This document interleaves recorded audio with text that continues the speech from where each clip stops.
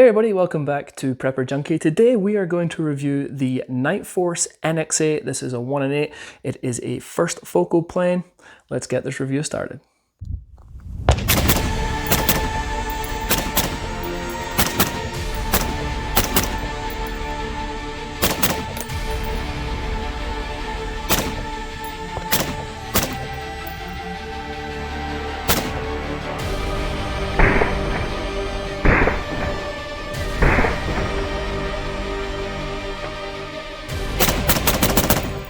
So yeah, we're just going to go over the features of the scope and tell you kind of what I like about it, what I don't like about it, and my final thoughts.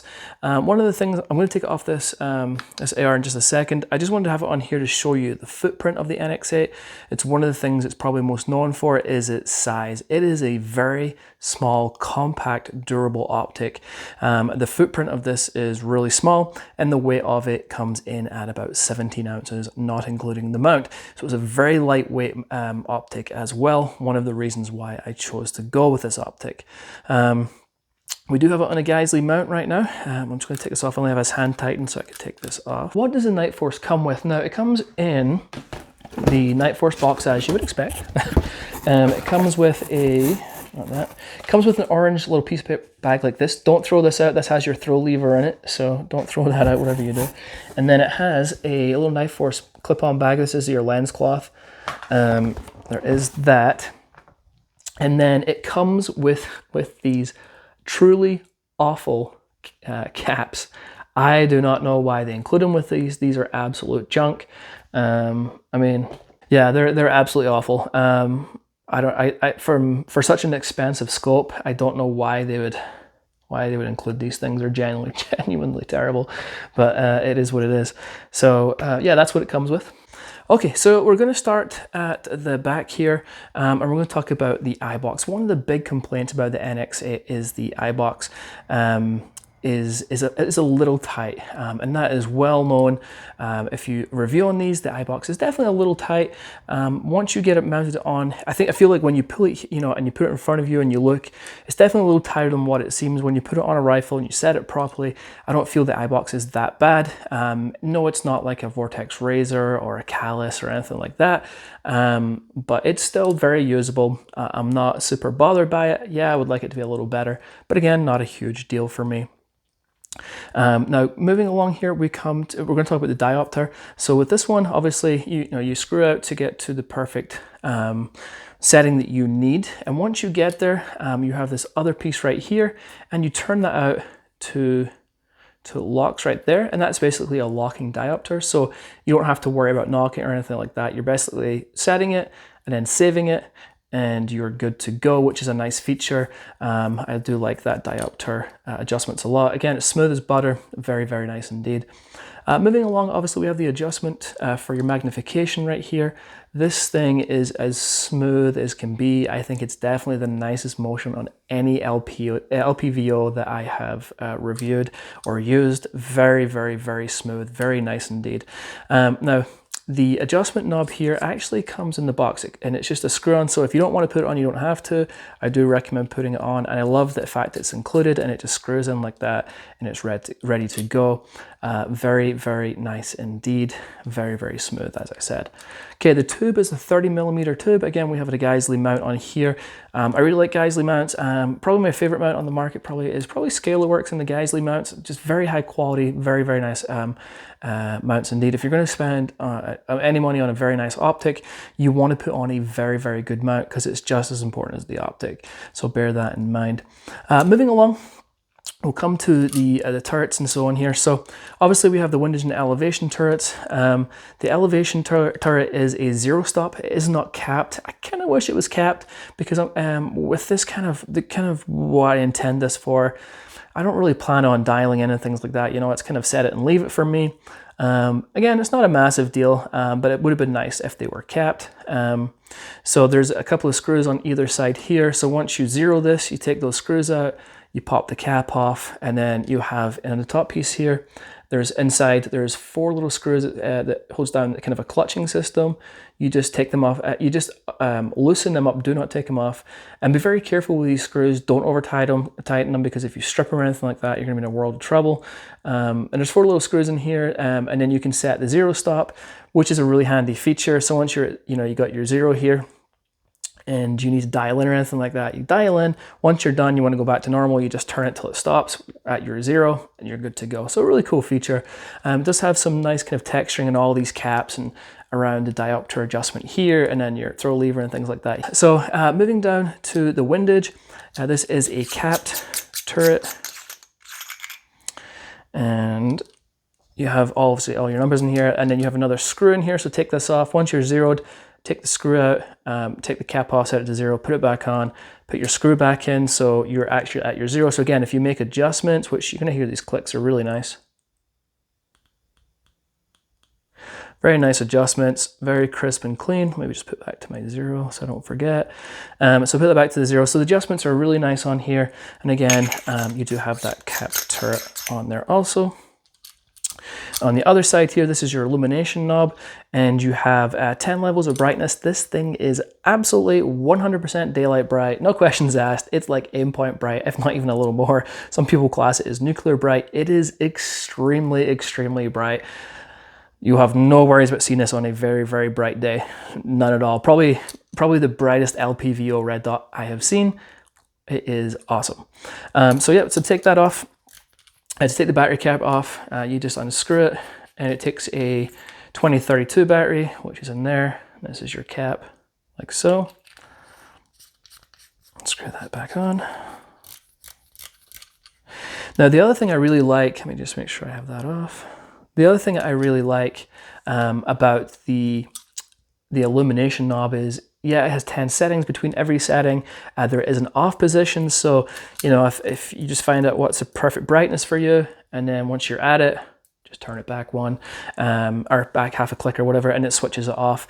Indoors, you will absolutely not need that maximum brightness. Outdoors, you probably don't need that maximum brightness. Brightness is that bright, but whatever works for you, you're not going to be disappointed with the illumination. The glass clarity is good. I think I've seen better glass. I think maybe like the ACOG glass for me, I just love the ACOG shot glass. It's phenomenal. The glass in this is very good. I just think there is better glass, but the glass is good. Now the glass is also subjective, so it's one of those things that I might think is not top tier. When you look through it, you might think it's top tier. It's very, very subjective. So for me, I think the glass is good for sure. I think there is better glass out there, but it is very good glass. So this is the MRAD, and there's an MOA version of the reticle. I did start off with the MOA, and I didn't like the MOA reticle, the drop downs as much, and I switched to the MRAD.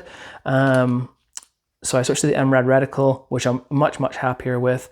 Now, one of the reasons that I went with the Nightforce is because, yes, it has an edged reticle. Yes, all LPVOs have an edged reticle, but a lot of the reticles don't draw my eye in when the illumination is not on. So like the Vortex Razor, great optic, great glass. Heavy pig, used it before, found it top heavy on this gun. That's why I don't have it. But the other thing I didn't like about the Razor, now I do like the Razor, but there's 2 things I didn't like about the Razor. One was the weight, and 2 is the reticle.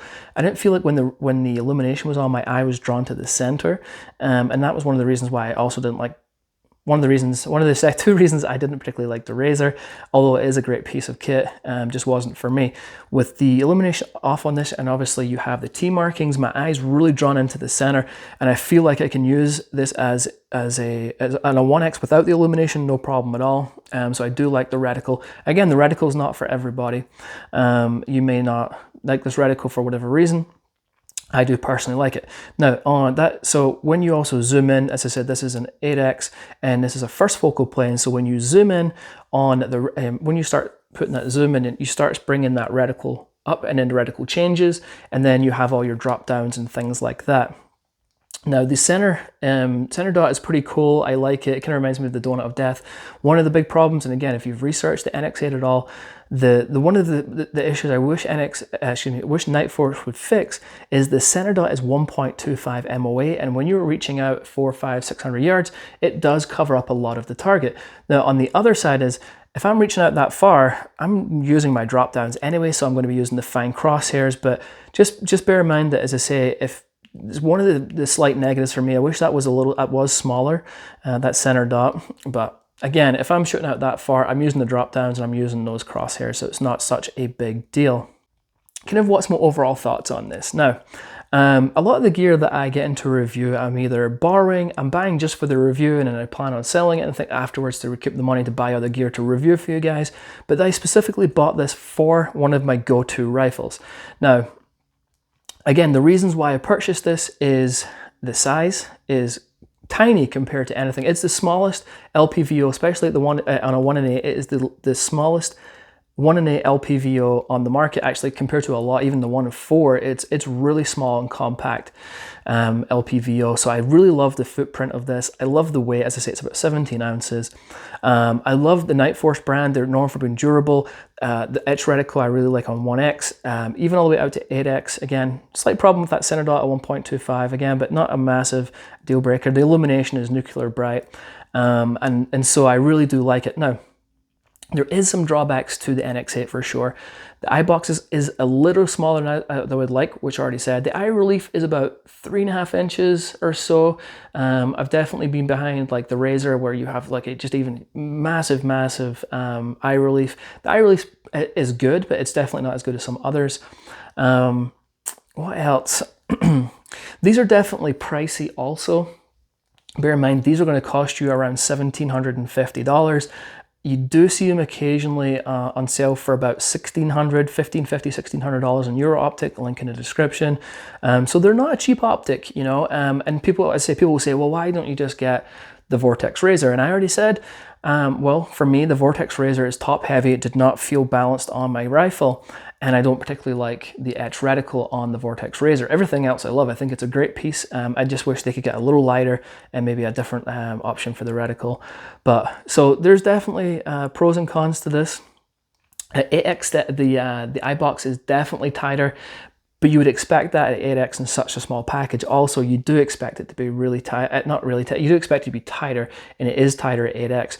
But when I'm at 8X, you know, if I'm at 8X and I'm doing PID or, you know, positive identification, or if I'm looking to take a shot at 8X, you know, I'm going to be, you know, I'm going to be behind this, and I'm really going to be concentrating. So I don't feel like it's such a big deal. So I really like this optic. I'm very happy with it. I do like it a lot for the reasons I've just gone over. Is it for you? I don't know. I read somebody saying that, you know, LPVOs and optics it's a really personal thing, and it really is. For my needs as a, you know, I'm not going to be sitting at the bench rest and just shooting. This is for a run and gun optic. I want something that was lightweight. I want something that's rugged, has a really great illumination. This fits what I need personally very, very well. However, your needs and my needs might be different. So is it for you? Can't answer that. Only you can answer that. Do I recommend it? Absolutely. As I say, there is some just things to be aware of if you're buying it. Just be aware of what you're buying. So yeah, that's pretty much it. Link is in the description if you want to buy one. And if you haven't hit the like and subscribe button, please do so. It doesn't cost you a dime, but it really helps me out, and I greatly, greatly appreciate it. And that's it. All right, folks, until next time, I'll catch you later.